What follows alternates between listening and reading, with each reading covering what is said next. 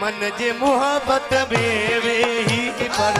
मन जे मोहब्बत में वेही मन जे मोहब्बत में वेही पर ओ फिर हंसदे जो बाप यार ओ फिर हंसदे जो बाप है मन जे मोहब्बत में वेही पर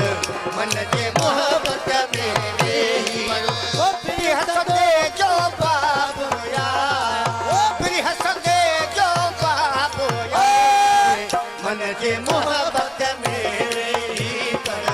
मन जे मोहब्बत में वेही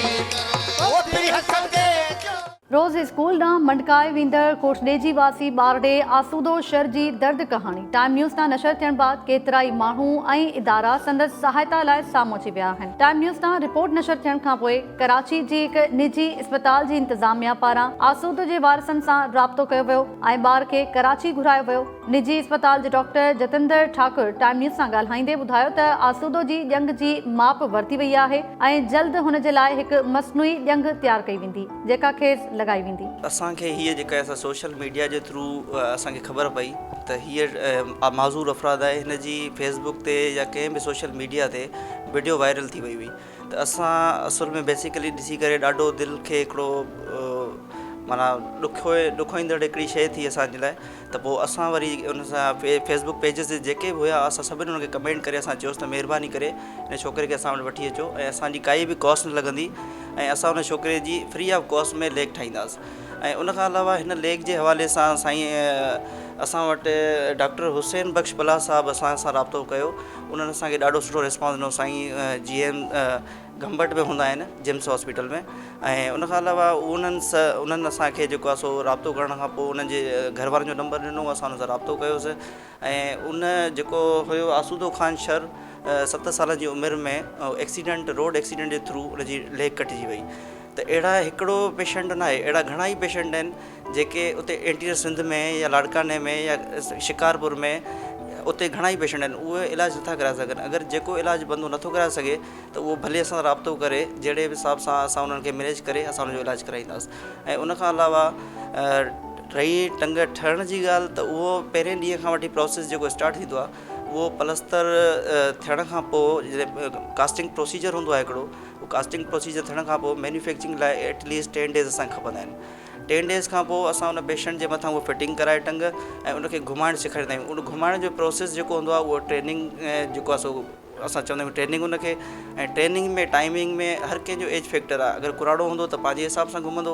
अगरि नौजवान हूंदो त पंहिंजे टाइम जे हिसाब सां घुमंदो ऐं अगरि नंढो ॿारु आहे त मुंहिंजे हिसाब सां हे आसूदो शर जेको पेशेंट आहे इहो विदिन 15 डेज़ में पंहिंजे पेरनि ते घुमणु शुरू कंदो ऐं स्कूल वञणु शुरू कंदो। इहा टंग जेका आहे उहा इम्पोर्टेड ॿाहिरि मुल्क जा पेर ईंदा आहिनि असां ॿाहिरि मुल्क मां इम्पोर्ट कराईंदा आहियूं उहे पेर ऐं उहे पेर असां उन्हनि खे हणंदा आहियूं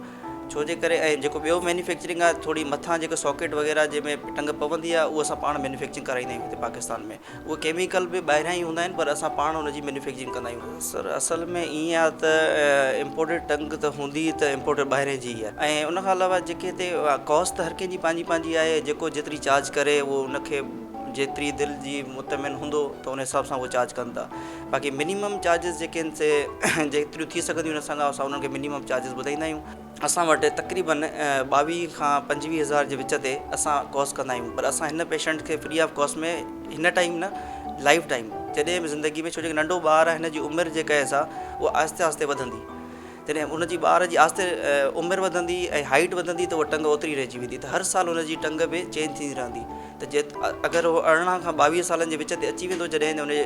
क़द बीहजी वेंदो त पोइ असां हिनखे ॿाहिरि मुल्क जी सुठी टंग इम्पोर्टेड टंग हणी करे बिल्कुलु जेका वर्क बि कंदी पेर बि उनजो वर्क कंदो असां उनखे पोइ ॾेई करे लाइफ टाइम लाइ उनखे फ्री करे छॾींदासीं। डॉक्टर जतिंदर ठाकुर गंबर जे गिम्स अस्पताल जे डॉक्टर हुसैन बख़्श जे सहकार जा थोरा मञींदे चयो त आसूदो खे मुफ़्त मसनूई ॼंग लॻाइण खां पोइ मसनूई ॼंग सां घुमण फिरण जी तरबियत बि ॾिनी वेंदी ऐं इहो सभु कुझु मुफ़्त कयो वेंदो। मुख़्तलिफ़ माण्हुनि ऐं इदारनि पारां इमदाद थियण ते ऐं मसनूई ॼंग जे लाइ माप ॾियण बाद रुगो आसूदो ई न पर संदसि वालदेन भाइर ऐं ॿिया माइट ॾाढा ख़ुशि नज़र अची रहिया आहिनि। आसूदो शर टाइम न्यूज़ सां ॻाल्हाईंदे चयो त कराची जे डॉक्टर्स चयो आहे त हाणे मां 2 ॼंगुनि ते स्कूल वञी सघंदुसि। डाट कराई तो वठी आहे चयूं माप वरितऊं चयूं पेर विझी ॾींदासीं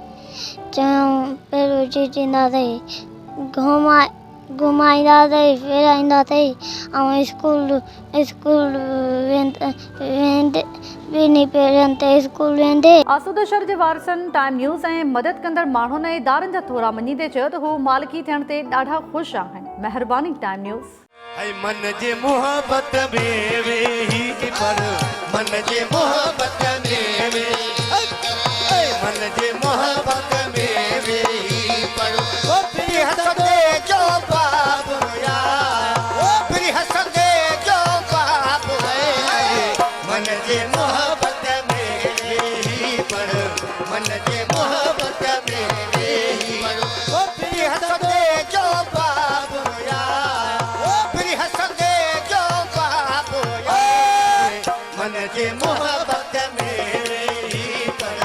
मन जे मोहबत में रही ओ फिर हंसदे